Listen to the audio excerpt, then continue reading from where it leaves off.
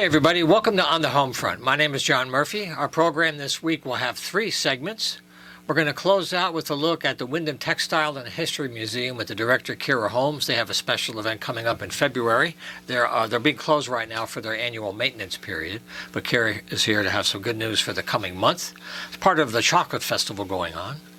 For the second half, I'm very happy to have folks back from the Bradley Playhouse up in Putnam. They have a play now that's just finishing, and one is starting up, The Girl on the Train. And they're back. We've got the director there, a cast member, someone from the crew, to kind of paint a picture of how the Bradley Playhouse is going to share a very interesting play. And that's going to be halfway through the show. And to begin with, we have 2 folks here who are writers at Neighbors, our regional magazine that comes out once a month. And this is part of a series that we've been doing for the last few weeks now about local journalism in different forms, daily newspapers, statewide dailies, online journalism. We've had guests on in previous programs, but today we're going to look at individuals who write, and they're very focused on integrating their personal interests and local journalism, reaching out to you, and in some cases how they connect their work to the internet and expressing themselves creatively to basically tell stories. So I want to thank you guys for being here today and for continuing our dialogues about our muse on the blank page. We have Bill Powers to my far right, and we also have Brian Carlson Barnes on board. So I know, Bill, you've been with Neighbors for 4 years now, and also you had been writing for the Chronicle for 4 years. Maybe you could launch us out as to what got you into the path of writing versus other kinds of creative activity. What drew you to writing as a path for you? Well, going back to a previous career, my latest career was teaching history social studies at Wyndham High, and I had other careers in between, but my first was as a respiratory therapist. And after I got a degree in respiratory therapy, I ended up writing and doing research in that particular field. Most of it was done at Hartford Hospital, some of them at community college, and a little bit at Northeastern University when I taught there. But so I was able to write about research using the old APA, American Psychological Association, to guide, and I wrote approximately 100 articles and pieces. Some of the pieces were as an editor of two journals, associate editor, I should say. Right. And so I was able to not only do research, but also to do some editorializing, if you will, which was wonderful. Opportunity to get things off my chest in a Sure. field. Respiratory therapy was prominent now because of COVID and what's been going on in critical care medicine. Yeah. But then we were going through growing pains, and I was on the National Board of Directors, and a lot of things need to be talked about concerning the future of the field, and I kind of headed that up and did a lot of writing then. Eventually, just 4 years ago, I decided I wanted to do some more of that. I'd done a little bit more writing over in Hampton, the Goodwin Center. I became a master naturalist and did my research project. It was I wanted to write it up, and it was published in Connecticut Woodlands back about 5 years ago and 4 years ago. Very nice. And so that got me back into it and got me thinking about, boy, I can do some more writing.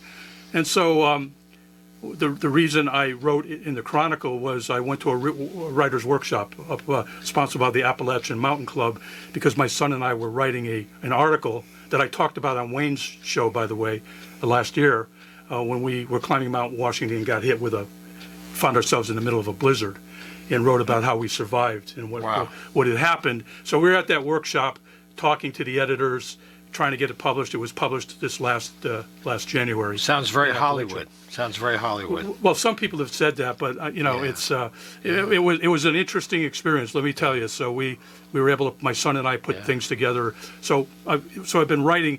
While I was at the workshop, there was a fellow who was writing for a New Hampshire newspaper, and I said to him, "How do you do it? How did you get in? How did you get your foot in the door? It's a small, Manchester, New Hampshire." Sure. So I said, "It's a history column."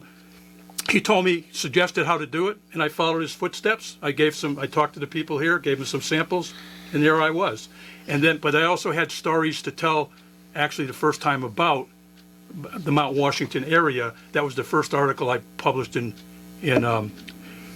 Neighbors magazine, when I happened to be nearby when the old man in the mountain fell in.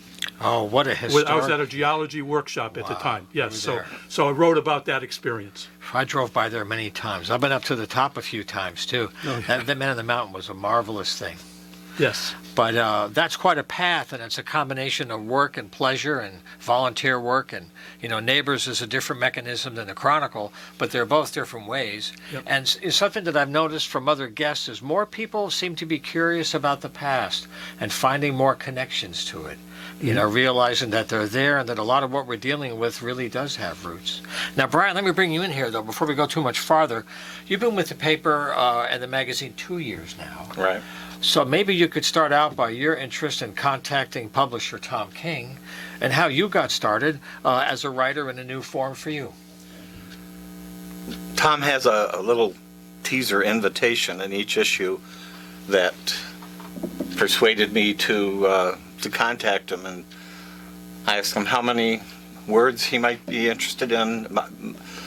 My expertise actually is master gardening and design, and I love the land, waters, and here. Been here for 5 years, and I've started noting what is most interesting here, and am working right now on something which is Little Journeys in the Quiet Corner. This is a real special place, and I'm glad I managed to get here before I was much older, because everything takes twice as long now at my age. Yeah. But that's one of the things, is if you live in a few places, there are differences. And it's like if the antenna is open, each place has its own feeling to it. And words are one way, but not everything goes into words either.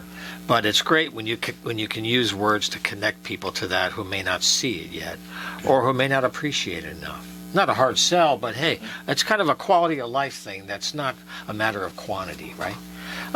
So maybe you could focus on your work in terms of your stories. By the way, I want to mention something right away, that Neighbors is online. It's www, obviously, neighborspaper.com. That's the website. If you go there, the current issue pops up. There's an archive going back to the beginning. And so these issues are a nice way to look at history. These articles are not casual daily news stories. They have a longer shelf life, and you can track an issue like land management or education over time. So anyway, neighborspaper.com is where you could find this work, or look for a copy. Tom King drives all over the place. They're available for free anywhere. He prints several thousand, but then they're online. So maybe talk about some of the things that you crank out in your last 2 years. What are your connect the dots stories? Right now, in fact, in the current January, February issue, it's about the Quiet Corner. And the next couple of issues, I'm going to be fleshing out some little journeys, places around, and right. But it varies. So that'll take me into spring, and I'll be doing something on microforests, which is a new fashionable concept for planting densely, planting trees closer together. And I uncharacteristically have a project in winter up in Boston this year. And one reason I got into what I'm doing is because I liked having winters off. It seemed like it would be a good time to write, actually. Sure. And this year, though, I'm busy with a project up in Boston, and my own. I have a couple of acres here that have really. I have friends that are going to Greece and Mexico, and I tell them, Chaplin is my vacation. I love my woods. Yeah. I plant. I like all the critters. Right. My partner in the house, she's always scolding the squirrels, but all God's creatures have to eat and coexist. Yeah. And I've developed a fondness for that side of this area. And then there's so many interesting things that have happened here. Last month, I did something on Shabu Inn, which Talk about for history. 12 years was the best little blues club in the country. Oh, You know, and it was out here in an old silk mill, Right. Eastbrook Mall, somewhere there. Is It's where up in the it hill was- behind the back of the mall area up there, Yeah. off Conanville Road area. That's Yeah. right. And my partner, girlfriend, she actually hitchhiked to Woodstock in 1969, and music is something that's very dear to her, and so we had fun putting together 1,500 words, and visited Bruce Johns, who was one of the teenagers really that started the Shabu Inn. Yeah, along with David Foster, the Foster family, you bet. Yeah, It was and quite he a has scene. That's right. he has a terrific museum actually in his house, his music room, and Oh, yeah. took pictures of all the It's a huge wall. I've photographs been on the there. wall. Huge Yeah. wall, big fireplace Yeah. thing. Yeah, it's an awesome piece of history. You've had them on the show. It's one of the things that was because I came out here from New York in 1978 to work in radio, and I fell in love with the area. But the Shabu came out of nowhere. It surprised the hell out of me. What an amazing club, because it was halfway between New York and Boston. The touring bands, it was just perfect, and the audience was ready. So that was at the right time, at the right place. But for you guys, I want to ask something too. Something here people always talk about is quality of life. They want the benefits of economic development. They would like to have other kinds of revenue for towns to pay for services, these kinds of things. But then when you want to manage the land, you want to preserve things, how do you balance it out? It's an old-time thing. But I just wonder here, what is your sense of the feeling of what it means to be here that we talked about? And how that relates to balancing both. Does it have to be either or is there any way people can talk about it and figure out a way? Well, for me, it's been different. I grew up in the city. I grew up in Hartford. And for me, the trails were sidewalks. And we never get out of Hartford, you know, in the I live right near Mark Twain. Farmington. Farmington Avenue. And I went Right. to school, St. Joseph's down the street. Right. But even our Cub Scouts used to meet in the basement. And that was it. Yeah. I mean, we didn't go camping, we didn't do anything. Right. We learned some things about the out. But when I moved to Mansfield, what was wonderful was we lived right near the Nipmuc Trail. Oh, sure. Along 44, Yep. and we used to hike. And I wrote about Henry the Hiking Cat, too. That's what I loved. My second or third article was 2 articles with Tom. He said, yeah, give it a try. You want to have it 2 in succession? Well, we'll do it. And Henry the Hiking Cat used to follow us on the trails. And people used to stop and say, is that cat with you? Yeah, and things like that. And then one How time cute. somebody was walking their dog without a leash, and Henry took off. But he came back. An hour later, we found him. So we used to hike behind where we used to live in the woods with him. So, Yeah. so finding this part of the country, this place was one. And we moved here because I was going to go to Yukon. I was going to Yukon, and Yukon's a fantastic community. All kinds of cultural resources there Yep. to take benefit of. We raised our kids there. Our grandchildren went there. All kinds of plays and music available. The Museum of Natural History constantly going there. So Oh, yeah. all kinds of resources. Then we moved to Wyndham Center, and there is a close-knit community in Wyndham Center. We've been there 12 years now, and I've done some writing about Wyndham Center and what it's like to live there and what the history is like. And the inn, right? The old inn. And the I've written history. about the inn. Yep. I've written about some other about the history. Is a fantastic impressionistic painter who used to live Yep. in that area, and read some of the books that people have written about that.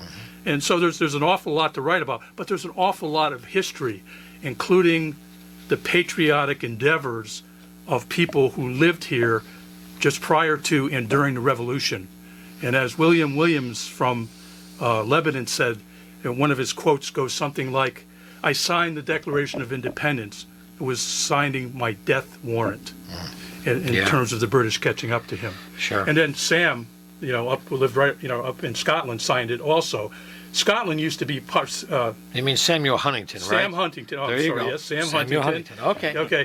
Okay. People, it's really fun. I used to ask people about this, teachers, everybody, who is the guy who signed the Declaration of Independence that was from Wyndham, and nobody knows, Yeah. because back then, where Sam was raised and where he was born, Scotland was part of Wyndham, of course, and for many years later they became incorporated as a separate city. But there's so much history around here. There's so much beauty, so much. The forests are here, the trails are here. I was an avid hiker, avid kayaker, and there's so much to do. Even Mansfield Hollow, kayaking there, you can kayak there all day and not see everything. So Right. we're very fortunate up here. And then going down the Quinnebog River, going down to Shetucket in my kayak, and in other places I've been and hiked in other parts of the country. There's no place like northeastern Connecticut as far as I'm concerned. So, you know, like one of the things that I love about Neighbors, by the way, if you're listening to us on the radio today, I'm talking today with two people who are writers at Neighbors, Bill Powers and Brian Carlson Barnes. And we're talking about writing, the reasons why people write and what they're trying to share. And what's come back to you as a result of all your hours of labor, cranking out the words, getting things in on time, telling stories? As you put things out, there's always that circuit, right? So what kind of things come back to you that keep you going? Well, I get feedback. I've gotten feedback from people from one thing in particular that I wrote called The Bus of Life. And it's a philosophical thing about life, but then I made it more about my own life. I had a guy who told me that he thought in the last 10 years that's the best thing he'd ever read. And I said, you probably don't read too much, do you? He said, no, he does. He's an avid reader, and his wife is too. They happen to live down the road from us a piece. But that was nice. And other people who read it and say, whether it's the Chronicle articles and other people who get in touch with me and say, have you thought about writing about this or that? Or, you know, you might consider this. And I love that. I said, and I do consider it. And I have a couple of those cooking right now, actually. So Yeah. so that's sort of the cycle. As far as me personally, psychologically, that's good. But I feel much better when I share experiences and are able to share them. And it's my own personal life, but it might do somebody else some good to know what it was like for somebody else. Like, I haven't written it yet, but I'm gonna write about what it's like getting old. Nobody bothered to tell me, and it's unfortunate, really. So I'll be especially interested in that one myself. And how about you, Brian, in terms of what's come back to you in the circuit that keeps it going and going each month by month? Well, I'm always interested in things horticultural, and there's so many things around here.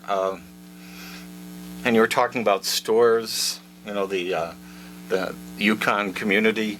They have, for instance, something that each year, mid-June, it's Connecticut-wide, and they have an arts and garden tour. That's right. Which I've started meeting some of the other people with gardens, and I think this next year that I'm going to put my hat in the ring. Nice. I have a little different approach to gardens since I've lived here.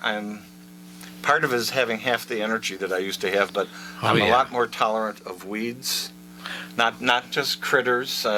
Right. Sparrows, common sparrows, which are maybe the number one predator of houseflies. So it's good to feed those sparrows close to the house. Sure. That's for my girlfriend, who is not quite convinced of feeding the animals close to the house. But this next arts and garden tour. Yeah, when's that going to be? Spring? It's always the middle of June. Okay. And I'm looking forward to being on it and espousing letting weeds grow in where they always grow, which is why they're wonderful plants. Well, they're a native species. That's where they are, you know. And I should mention, too, this is similar to something that we talk about a lot is the Artists Open Studios. When you tour all over the area and see different artists and what medium they use and what their studios are like.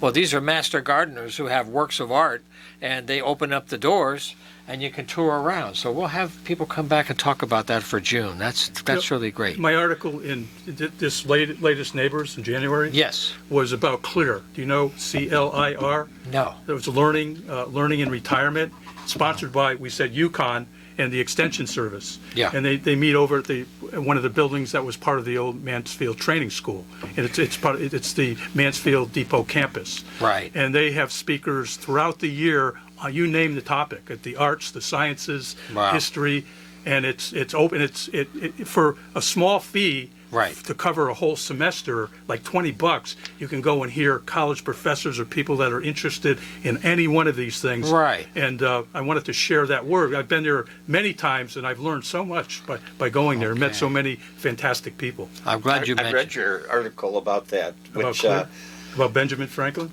yeah, which is something else that I have yet to explore here. It's In worth fact, it even perked my interest. I taught a course in community education in Newton, Mass, which is Yeah. a big suburb. It's a collection of towns just west of Boston. Like Newton And- Wellesley, yeah. You know, and it's allowed me to develop kind of an approach to master gardening and design that I may even ask them if they're interested, because it's well, master gardening teaches you not so much everything you need to know, but part of it is that you know where to find things. And of Right. course, with the internet now, you can find a great deal, even if you don't have an expensive library like I have in boxes in my shed. Right. Which some of those books I may never look at again. Yeah. And I need to find some place that wants to take them in case somebody's listening. My experiences with history got me in touch with Rudy Favretti, who lives in Mansfield.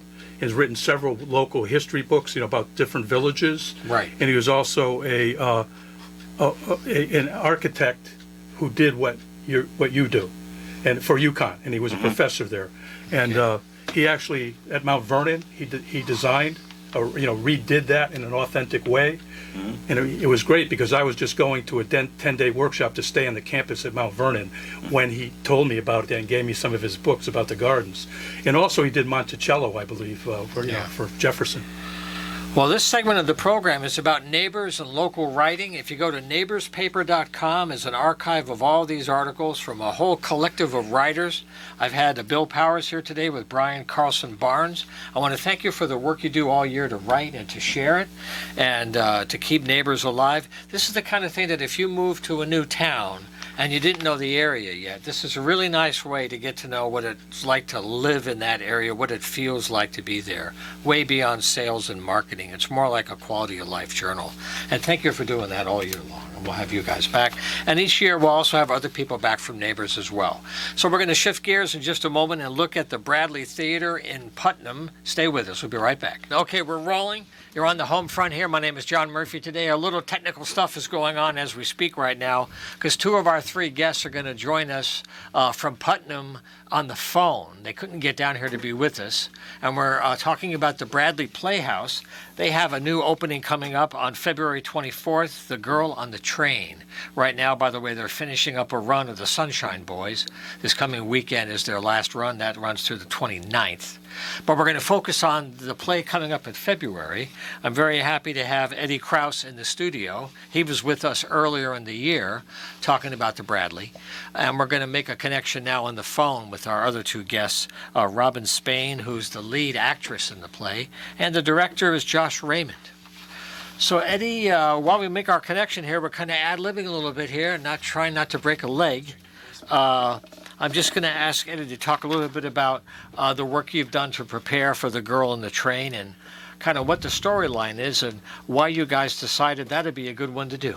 Sure. Thanks. So just to start off with, Yeah. our 2023 season is all based on shows that were also movies at some point. Right. So the Girl on the Train was a novel first, That's right. and then it's a book that was very popular, and it was so popular that it became a movie, and then it was so popular that it became a play. And the premise is, there's a girl on the train, obviously, There you go. What a setup. What a setup. and That's all right. and it's kind of like a mystery thriller thing where there's, you see, there's a Yeah. there's a girl on the train, and she's goes missing all of a sudden, and they kind of go into the Hey, Addie. hey, Josh. Hey, do you want me to describe it? Yes, please. Okay. Because I hear you stumbling there. Okay, Josh Raymond, thank you very much for joining us on the phone from Putnam. We're glad to have you in the house any way we can. Thanks for your work, and help us set the stage for the drama, this Alfred Hitchcock space you take us into. Well, it's based on a novel by Paula Hawkins, and it's about this girl who drives the train every day to work. Right. She rides the train every day to work, and she's kind of a bit of a mess. Her life has fallen apart around her, and she sees this couple out on their terrace every day as she's riding the train, and she starts fantasizing and making a backstory of this couple that she knows nothing about, and she gives them these fictional names and these types of people they are, and then one day the girl goes missing, the one that she's been seeing on the terrace every day. She goes missing, and it's a big mystery as to what happened to her, and she's questioned by the police. And then the lead, she implements herself into the mystery of what happened to this girl by going around and talking to the woman's husband, and she's trying to solve the mystery. Now, that's basically the plot of it. right. So one aspect of this that I always like to ask the director about is how you decide to frame it and block it out, since this is a stage presentation. No moving train, unfortunately. You don't quite have the budget for those things, I know. Yeah. But how do you envision that as the medium of local stage, like a regional theater environment? The way I'm going about it is it's going to be more of the only word that comes to mind is a very cerebral experience where there's not really going to be any flats or sets behind them. It's going to be a very open space, and the train, which is going to be the underlying currents of the whole show, because during like furniture movement or between scenes, there's going to be the sound of the train and some lights to display the train throughout. So it's going to be the undercurrent throughout the show. But the experience I'm going to be going for is a very cerebral experience. Kind of things are more suggested, and it's like a Lars von Trier kind of a set kind of thing when the spaces are defined and action happens, but you don't see a set or a wall always. But the dialogue is delivered right in the story. Right. Now, in terms of this, Eddie, I'm glad you're here in the studio. What's your part in the process, or what's your piece of this puzzle? So I handle marketing and outreach to the public about the show to make sure people know about the show and they get interested in coming to the Bradley to see the show. And the interest for this show has been super high because of the best-selling book, right, and the movie that everyone has seen. So that's going to be a big draw for those people who have read the book and want to see, a different adaptation of it, because it's been adapted for the stage. Right. So I think people are going to be very excited about coming to see that, especially if they've seen the movie or read the book. Yeah. And maybe just a little story, maybe Josh could jump in as well, is it had to have been fun to figure out which ones you're going to do for the season, because this is the second one in the new season, and there's many more to come, by the way. If you go to thebradleyplayhouse.org, that's the website, you can follow everything for the whole year, thebradleyplayhouse.org. How did you do the throwing the sticks to see which films made it through into theater? So we have a artistic committee at the Bradley who chooses the shows for the next year, and so they kind of talk to local directors and people who even write plays. Sometimes we have local people who either adapt a play or write one for us, right. Specifically for the Bradley. And then sometimes, we pick a theme for the year, and that's kind of what we base the choices on. And I think picking, shows that are people have seen in movies and stuff is kind of a good way to get a recognizable show, some spotlight there at the Bradley. Right, and I guess in a way the audience already has some relationship to the story. Exactly. Maybe not the way you're going to tell it, but they have some context already. Right. Josh, let me ask you, is Robin with you as well? Yes, she is. Oh, I'm Robin. right here. Hello. Hello, Robin Spain. Thank you for joining us on the phone today. Sorry we couldn't have you folks here, but we're glad to have you here. Thank you. Congratulations. That was all my fault. Oh, well. No fault, no foul. We're on the air here, on the radio, on YouTube. We're losing our minds together. It's okay. It's okay, see. But, Robin, how did you get ready for the role? How acquainted with you were you with the story before this came up? Did you read the book beforehand? Did you already know it? And what is your way of adding some mystery to the life of this woman? So I had read the book before. I haven't seen the movie. I don't have the patience to sit through movies these days.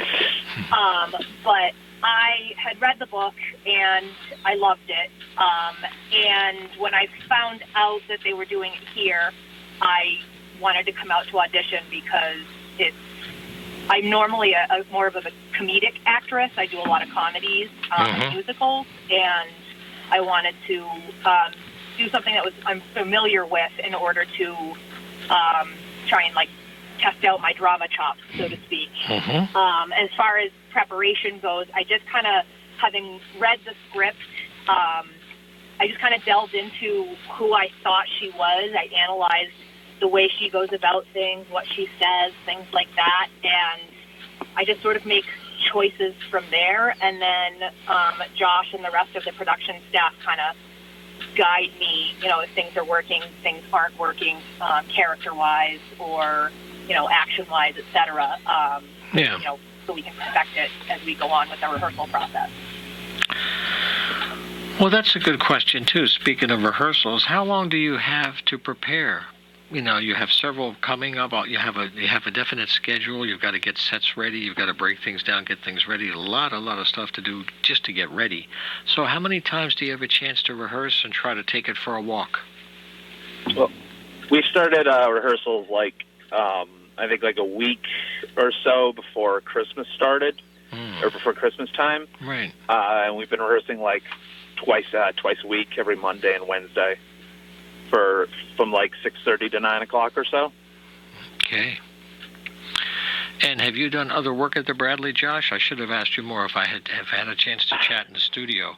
And in terms of your other work with the Bradley, other shows? This is my first time directing with the Bradley. I was supposed to direct a show last year, but because of COVID, my show kind of got nixed, so I couldn't do that. Besides that, I have been Shrek in the Bradley's production of Shrek, and that's really my only experience with working them on stage. And he was fantastic as Shrek. Just wanted to put that out there. Thanks, Eddie. Hey, man, great with the kids. Instant hit. All right, well, congratulations, Josh, on the first time to finally pull one off. I certainly wish you well. I'll try to catch one of the shows myself in the next... Now, one thing we haven't talked about, we have just a couple of minutes. How did you work music or sound or any unusual lighting, without giving it away, but as a stage crew setup kind of story? And you mentioned a little bit about using space and lighting. But how about music in the play? How are you integrating that with the story? Well, funny thing is the script of the show constantly has these asterisks next to stage directions where it's such and such is listening to music, and then at the bottom it'll be you have to pay rights for music if you want to use it, yada yada yada. And luckily, I have a friend from college that I've worked with a lot in a lot of shows that I've done. And I call him my tech wizard because I have him do a lot of the tech for the shows that I direct. And for this production, he's going to be composing original music for it. Oh, great! And and he has a lot of we're on the same wavelength of the cerebral idea of the lighting and the sound design. So it's going to be it's going to set a real mood Well, that's a nice creative collaboration when someone has a chance to write for a show, which is not an everyday thing.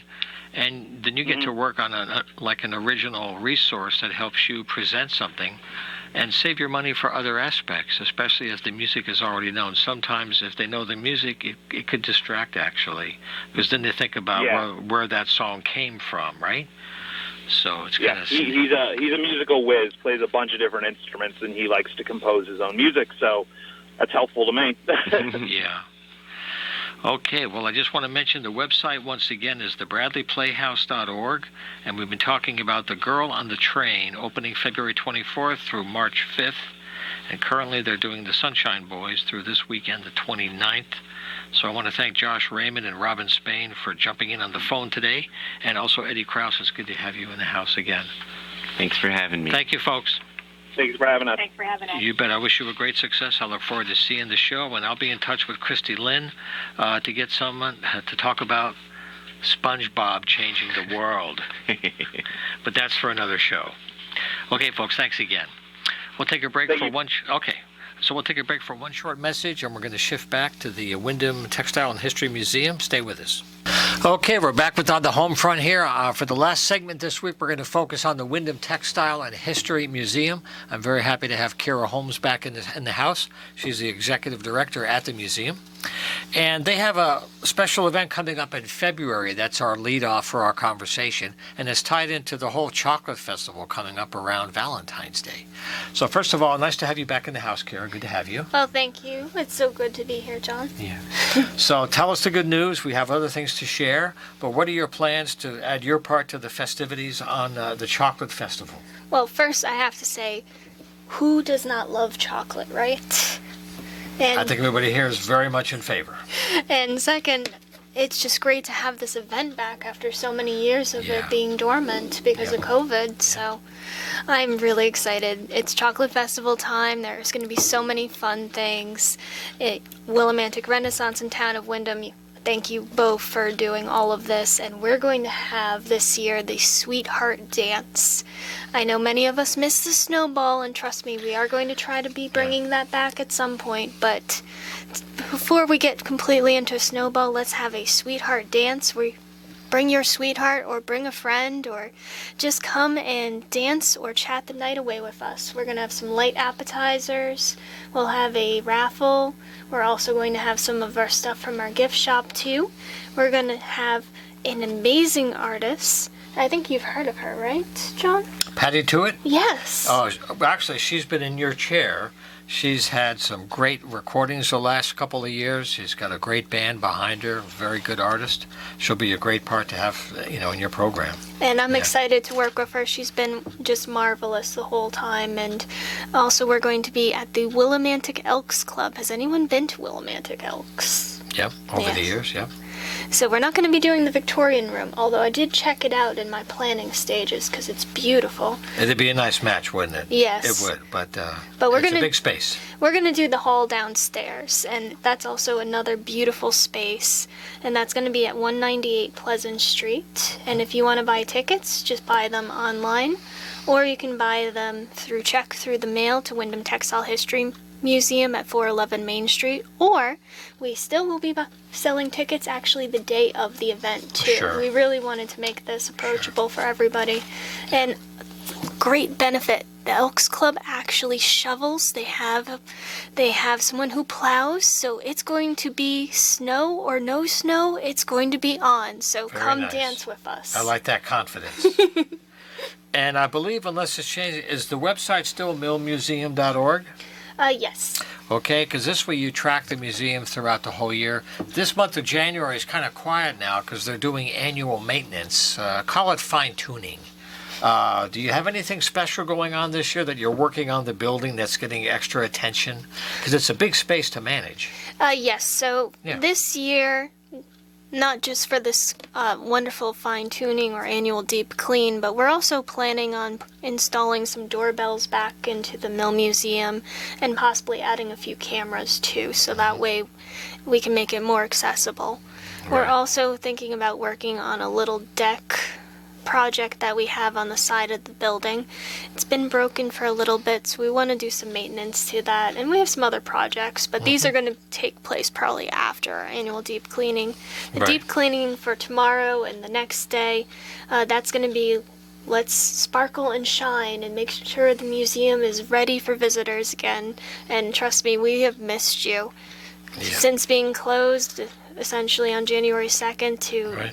not being able to be open again till February 10th because of all the maintenance, we are so excited to open our doors again. Now, one thing that's happening is the museum is really tied to some local schools, because a lot of this work involves volunteer support, and for students it might be a learning experience, it might be credit on a project. Could you talk Resume about builder. pardon me, as a resume builder, for sure, because you're doing real things. Oh, yes. So we have lots of different projects. So we have everything from cleaning to if you want to learn a little bit about social media, we'd love to have you on board with that. If you want to learn how to run a gift shop and get some business experience, if you want to digitize our collection, we have definitely a lot of opportunities for that. Or even if you want to do a little bit of research, we have opportunities to always do lectures. We have our newsletter every month virtually.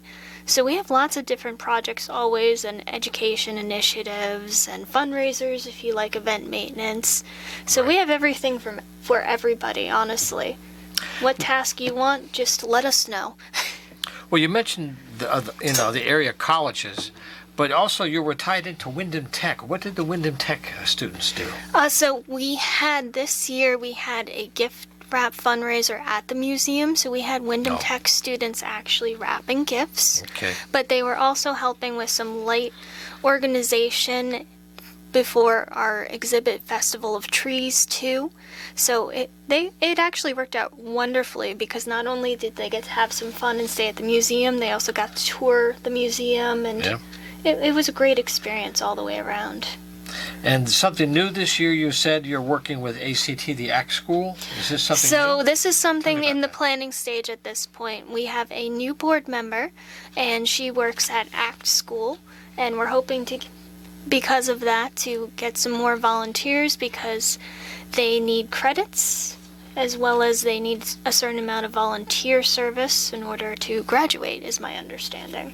So Right. this is a new partnership we're working on. Of course, we hope to continue partnering with Eastern too, Wyndham Tech School, and honestly, we're open to all volunteers. It does not need to be just high school or college kids. It can be any age and stage in life. We would love to have you here. Well, a lot of people who are approaching retirement have a lot of energy. They're looking to do a lot of projects, and they really are a growing labor force. Maybe one last thing, Kira, while we have you, for radio people, we're speaking with Kira Holmes today. She's the executive director at the Wyndham Textile and History Museum. Something coming up just a few weeks away in March across the nation is Women's History Month. Yes. And you've often done a couple of different programs, and you're getting ready for that. Do you have any idea of what your hopes are for this year, for 2023? So what I would like to do for 2023, especially for March, is I'd like to do a little party of our library. I'm not sure if anyone heard, but we did have a museum makeover, so our library was closed for a little bit. So I'd like to have a little birthday party for our library, because there is an anniversary of that. I'm not sure what year. I got to look into it. Next time, yeah. And then we also have March being Women's History Month, and I have a lecture that I just need to do some fine-tuning about 3 Irish American women. I don't want to give too much away, but it's always a great time. And really, I just want to also thank the community, too, for everything. We have our Hero Along exhibit coming up on February 10th, and the opening for that on February 24th. And then we also have our Drop-In Spinning Bee on February 25th. And Learn to Weave with Peggy Church on March 12th. So we have lots of things coming up and all over the map. And it's always fun. So I just want to give the website one last time, though, to follow up on what Kara is saying today, because you can track it all year long, millmuseum.org. So Kara Holmes, thank you very much for your good work throughout the year. We'll look forward to having you back in the springtime to continue the coverage, okay? Well, thank you, John. Thank you, Town of Wyndham. Thank you, my board members and staff and everybody. We can't do this without you, and thank you so much. Okay, so that's how we're going to wrap up this week's program here for On the Home Front. It's AM 1400 WILI 95.3 FM. We're also recording these for YouTube. If you go to the WILI radio channel on YouTube, these things are available 24/7. And they're also rebroadcast on WECS radio at Eastern Connecticut State University. So John Murphy, again, thanking you for sharing some time with us this week, and we'll see you next time for another edition. Take care.